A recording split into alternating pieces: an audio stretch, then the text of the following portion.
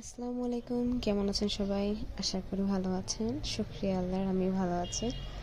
আজকে হঠাৎ বিকেলে মনে হলো কোথাও একটু ঘুরে আসি, বাসায় ভাল লাগছিল না। তো আম্মুকে বললাম চলো নার্সারিতে যাই। আম্মু তো খুশি। আসলে আমার আম্মু নার্সারি যাওয়ার কথা শুনলেই খুব খুশি হয়, তার গাছ খুব পছন্দ।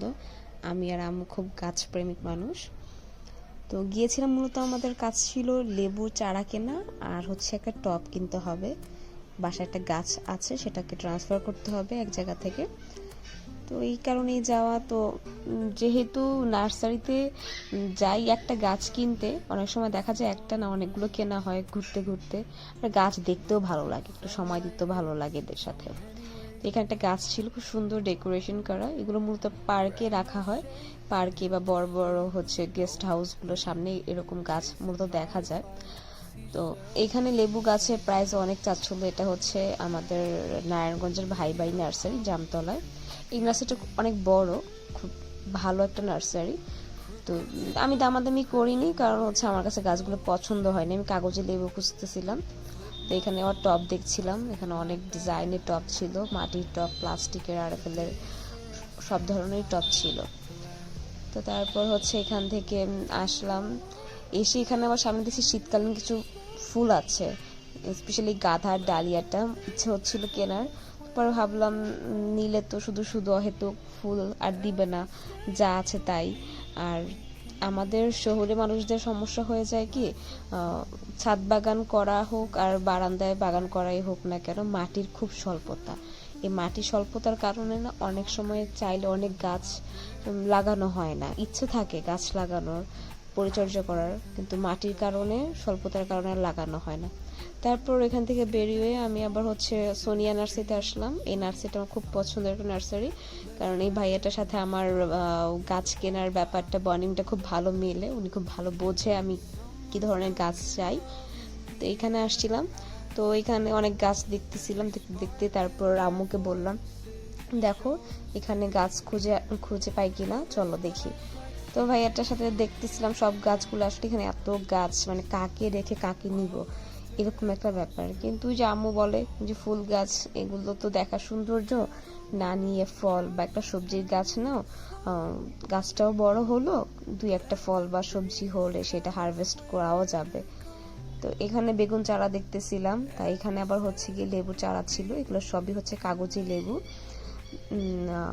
ভালো ছিল, চারাগুলো গ্রোথ ভালো ছিল, মাশাআল্লাহ সুন্দর ছিল, পানি দেওয়া হয়েছে মাত্র, সতেজ ছিল।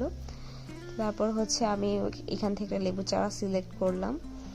এই লেবু চারাটা নেওয়ার মূলত কারণ হচ্ছে কি, এইবার রোজার শুরুতেই তো মোটামুটি লেবুর দাম অনেক হাই ছিল।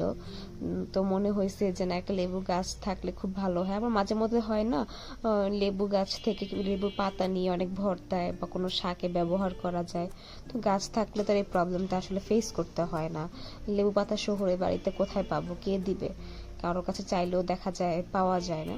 তারপর একটা লেবু গাছ সিলেক্ট করলাম। আম্মু তো বেশ খুশি, আম্মুকে আসলে গাছ কিনে দিলেই আম্মু খুব খুশি, আম্মুর আর কিছু চাই না। আম্মুকে যদি বলি আম্মু চলো কোথাও খেয়ে আসি, আম্মু বলে কি দরকার, বাইরে হয়তো খাবার খেয়ে টাকা নষ্ট করা দরকার নেই, তার থেকে টাকাটা রেখে দাও বা অন্য কিছু কিনো। তাকে বলে সে বলবে চলো আরএফএলে যাই, বা হচ্ছে গিয়ে নার্সারিতে যাই, মানে এমন কিছু। তো ভাইয়াটার সাথে আম্মু কথা বলছিল, পরামর্শ নিচ্ছিল আর কি, মূলত যে কিভাবে কি সার দিবে, কতদিন পর পর কি পানি কিভাবে দিবে। আম্মু জানে সবটাই, তারপরও হচ্ছে গিয়ে এটা করার কারণ ওরা তো নার্সারিতে গাছগুলো অনেক ভালো টেক কেয়ার করে রাখে।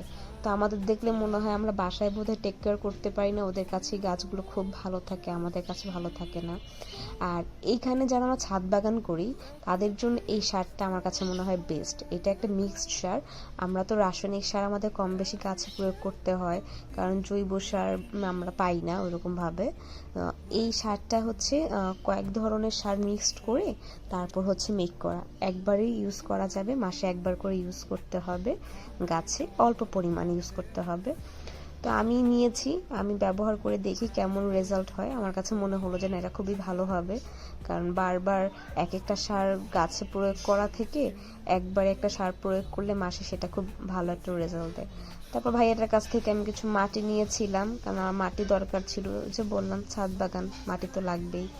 আর এই যে এই টবটা কিনেছিলাম আম্মু, এই একটা বাঁশ গাছ, এটা আমার হাজবেন্ড নিয়ে আসছিল। একটা গাছ ছিল, এখান থেকে মাশাআল্লাহ অনেকগুলো ডাল বের হয়েছে।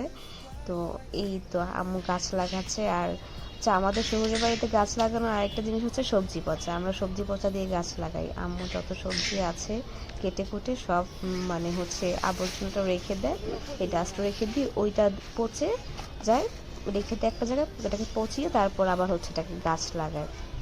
এছাড়া তো কিছু করার নেই, কারণ এত মাটি কোথায় পাবো, মাটি তো মানে দুর্লভ জিনিস আমাদের জন্য। এই তো আম্মু যে লেবু গাছটা নিয়ে আসছিল 2 দিন বাসায় রাখা হয়েছে, তারপর এখন হচ্ছে এটাকে ট্রান্সফার করব। দেখা যাক আগামীতে এটা থেকে কেমন লেবু পাওয়া যায়। আশা করি আল্লাহ ভালো লেবুই দিবে। মরিচ গাছ ছিল, এবার ছাদে মরিচ নিয়ে টেনশন ছিল না।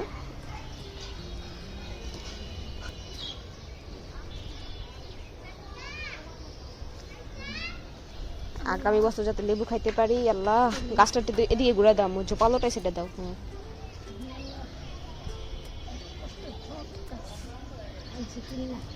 আমার মা এই অবস্থায় গেছে কিনতে।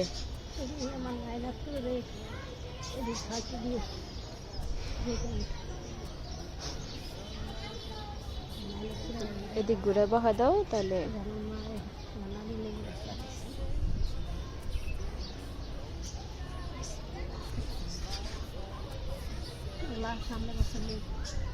রোজার মাসে লেবু খাইতে পারি। এই বছর যেমন মরিচ খাইতে আসো, টেনশন নাই মরিচ নিয়ে। হ্যাঁ